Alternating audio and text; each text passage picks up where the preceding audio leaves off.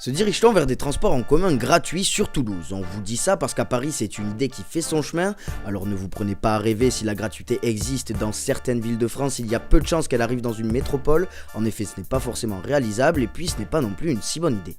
Pour donner quelques chiffres, le réseau Tisséo de Toulouse comptabilise chaque jour 450 000 déplacements, ce qui implique forcément des infrastructures bien entretenues. Chaque année, ces travaux de maintenance coûtent à la mairie près de 250 millions d'euros.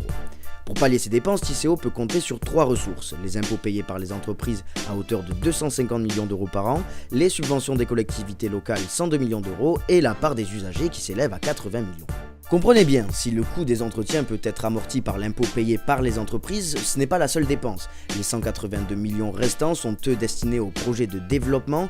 La gratuité des transports amènerait donc l'évaporation de 80 millions d'euros, une somme qu'il faudra donc récupérer par d'autres moyens si on veut continuer d'investir. Ces moyens, Marc Ivaldi, économiste réputé, nous en a proposé ironiquement 3 et il risque de ne pas plaire à tout le monde.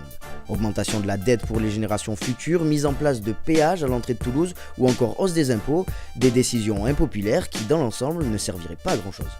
Les Toulousains semblent en effet plus se préoccuper de la qualité de l'offre de transport public sur Toulouse plutôt que du prix que cela engendre. Et puis transport gratuit signifierait transport encore plus bondé, ce qui n'aurait aucun impact positif. Gratuit, ça veut dire que tout le monde va le prendre, on a envie de dire ça. Mais là, c'est possible que s'il y a beaucoup de transports. Parce que s'ils sont déjà à pleine capacité, si on est serré comme des sardines dans les bus, on n'en mettra pas plus. Un constat que partage Jean-Michel Latte, président de Tisséo, qui préfère miser sur le développement d'un réseau extrêmement dense et pratique.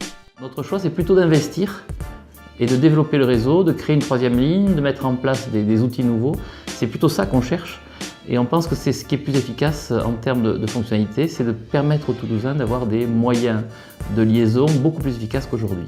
On ne va pas vous faire le coup de l'œuf ou de la poule, d'abord la gratuité ou d'abord le développement. Le choix semble très simple, la gratuité ne peut pas exister face à la capacité actuelle du réseau toulousain, d'autant plus que si on vide une caisse, il faut forcément la remplir par un autre moyen.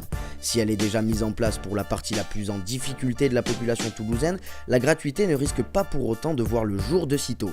Les prix déjà relativement bas sont fixés jusqu'en 2030, de nombreux projets sont en cours, alors on va garder la question au chaud jusqu'à ce moment-là.